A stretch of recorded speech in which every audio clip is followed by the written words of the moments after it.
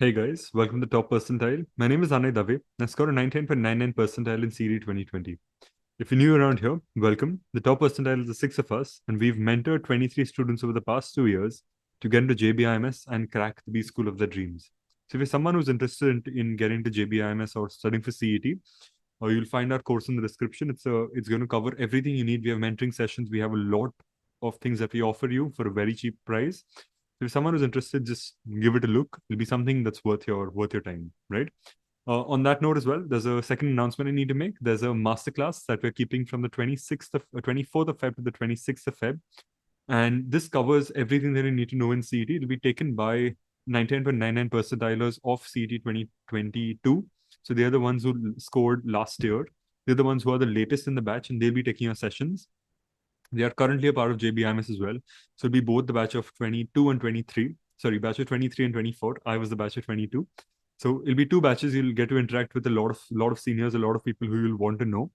And yeah, they can even guide you on that experience on how things have been, how things are going. I'll let them take that forward. But if you're interested, you'll find the link in the description. It's a free masterclass. It'll be a very useful thing. It'll cover everything you need to know. But there are only 500 limited seats. So if you're someone who's interested in registering, it's a first come, first serve basis. So please fill in the form and we'll be more than happy to have you there. Looking forward to seeing a lot of you there. So please register and do attend these sessions that we're trying to keep, right? So coming back to the main point, how should working professionals plan their time and how should they study? Now, a slight disclaimer here. When I took CET myself, I was not a working professional. I was a student, which is why I've made my own personal experience videos in that part of it, which you can also find in the YouTube in our on a YouTube channel if you want to see that. But over time, I currently work at JP Morgan and I have figured out how corporate life works, kind of how, still figuring it out in the first year. It's been around 9 months, but I'm getting a better experience of it. And secondly, the others at the top percentile, other than Harsh, they were all doing a job when they cracked CET. So I've spoken to them, heard their interviews over the past 2 years that we've been running the top percentile now. And I'll be kind of, bringing everything together and making it a bit presentable as to how they should be looking at it. But I kind of mentioned this in the student video as well, and I'll be using the same framework, but I'll be changing how we should plan it out. So the first step again is going to be the buckets that you have. Let's say sleeping for 8 hours. Now, because you're going to office can be very far away from you. So you'll be traveling in the morning, going to office. Let's say it's an 8 to 9 hour work day. You'll be working for 8 to 9 hours, sleeping 8 hours. That's 16 hours already. Traveling to office for 1 hour, traveling back 1 hour. That's you're done with 18 hours in a day. Just left with 8 hours, right? And sorry, I've messed up the math here. 8, 16, and 2. So you're left with 6 hours. Sorry about that. Somehow I thought it's a 26-hour day, but I wish, and so do you. But you have 6 hours left, and those 6 hours you to spend either, firstly, you need to relax a bit because you kind of have to, after a work day, you need to kind of unwind, get back into that flow, get back into the state that you can actually put in effort to do something better in your life, to make sure that you are doing 10x what you can right now. You need to eat food, obviously. You need to prepare for the next day. If there's something that's overflowing from your work day, you kind of need to do that as well. Work out, lots of things to do. So you only have 6 hours to do that, right? Now, what I want you to focus on is you cannot really sacrifice on the 8 hours of sleep. So let's say you bring it down to six, it's just 2 hours extra. But yeah, 6 to 8 hours is what you usually recommend. So just 2 hours extra. So it's still 6 hours that you're looking at, 6 to 8 hours. The main part of the day is the 6 to 8 hours that you have, right? But I want you to focus on the 1 hour that you're traveling. The 2 hours total that you're traveling to and fro. Now, this is an assumption that I made. It takes me an hour to travel. So I'm just using that. But when it takes an hour to travel, an hour to come back, you kind of have to fill that time up with something that's either rejuvenating, that can either make sure that once you're home, you are through with everything and you're ready to hit the desk and you can start studying. So what is rejuvenating? First, you need to figure that out for yourself. What do you find rejuvenating? Sorry.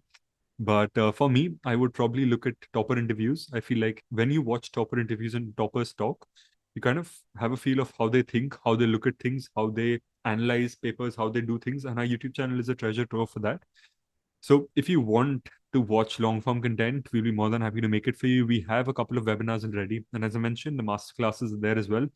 So you'll find a lot of things to listen to over a 2 hour period, but please make sure you're doing that because you want your brain to be running at that point. And if you want it, it's rejuvenating, it's motivational. And at the same time, you can also realize how to do things better. You can also do this while you're eating food. You can multitask and watch things. I used to do that when I was eating food. I used to watch toppers talk. It used to help me motivate myself a lot. Something that works on your personal preference.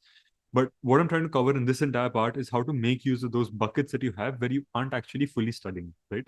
When you're traveling. When you're at office, obviously, I don't expect you to be studying CET. I don't think your boss expects that either. You would want to give them the best because you want a good thing on your CV. You want, God forbid, CET doesn't work out. You want that job to continue. You want them to be able to give you leaves to study, etc. Your boss is kind of your best friend when it comes to preparing for these exams. So you need their permission to do things. You need that permission for internal mobility, everything. So you kind of have to keep them in the loop for all this. So you can't really not work, but you have to just make sure you're doing enough and be more efficient there, right? So if it's 8 hours of work, if you can do it in 6 hours or 4 hours, do it. Do it faster, finish off a lot more things.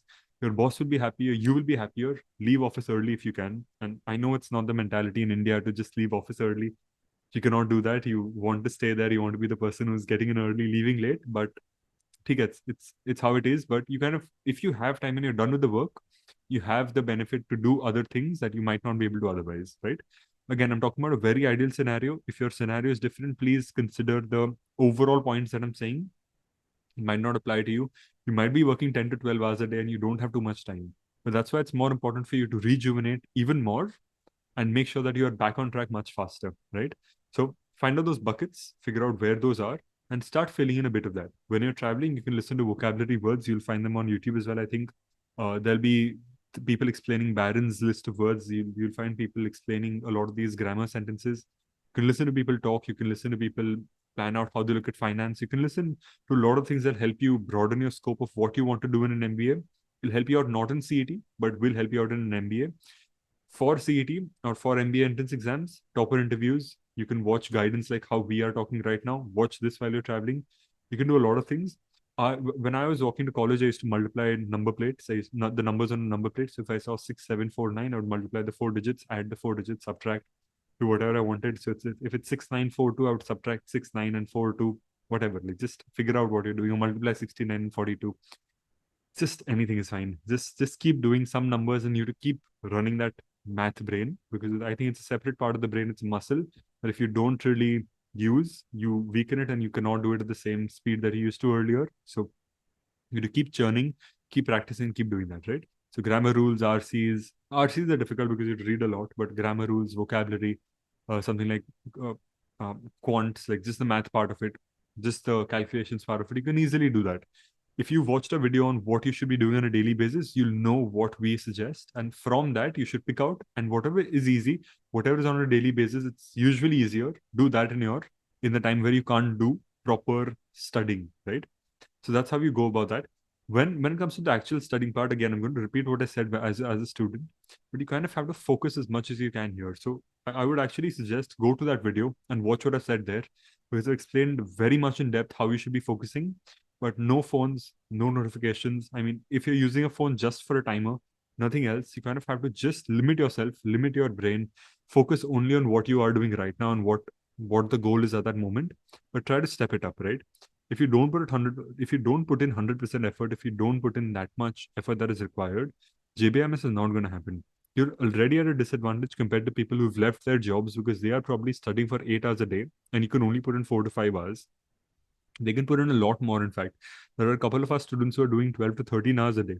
So you're already losing out on the hours, but what can you win on? You can win on efficiency of hard work, right? So when it's a race between clever people and hard workers, it's usually the hard workers who win. But if the clever people really put in hard work and they make sure that they're efficiently putting in hard work, there's a very good chance they can win, right? So keep that in mind. It's a very straight analogy.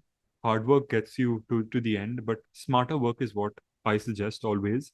It's not the number of hours, it's the quality of effort that you put in, the amount of output that you're getting out of that. So watch the videos, watch what I've said in the student video as well. It should be out like I think a day before this one comes out. But yeah, just keep putting in all the effort. You have to focus as much as possible, make that bucket and do that, right? We'll call a couple of other toppers to explain this. I'll ask others at the top percentile how they managed it. But essentially, you just have to keep focusing on what you do and make sure it gets done better in a shorter period of time and keep focusing again and again. Work is going to be very tiring. Your focus has to be the rejuvenation part of it. Even if you watch one sitcom while you're traveling, make sure that once you're back home, that's it. You are hitting the desk and you're limiting it and you're studying after that. You cannot be lazy once you're home. You cannot be lazy. You cannot feel that अरे यार इतना सारा काम कर लिया है आज मैंने एक एपिसोड देख लिया और दो तीन देख लेते क्या ही होगा वो नहीं चलता है. If you want JBIMS, if you want to be a part of elite institutions like JBIMS, you have to put in the sacrifice. You have to give up a couple of things. You have to make those sacrifices, and you have to put in the effort, right? So that's all I have to say on this. You just have to keep making sure you're putting that step after step after step after step. You keep doing it. Over time, you are going to get into JBIMS, and you will be, or you will be where you want to be, even if not through JBIMS and some other MBA college or some other degree altogether, or through your job. But the effort that you put in over the next 1-2 months is what matters a lot, right?